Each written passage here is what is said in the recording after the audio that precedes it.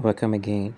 Um, I'll have a video for us how to edit before and after a video, and it's a very let's dive into it. Go to your filter, go to your camera raw.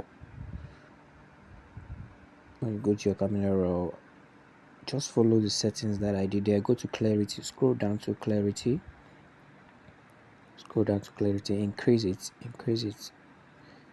clarity, increase the other parts too, and increase the house. Yes, the house. You can see how the picture from before and now, how beautiful it is. So just increase the vibrant and the solution, all those. Just follow my settings. The settings, this is very delicate for you to just follow those settings. And as soon as you're done with the settings, increase the highlights so that the picture should be a bit brighter too, and the contrast. Then okay, you can see after, before, after, before, after. Thank you. I'll see you in my next video.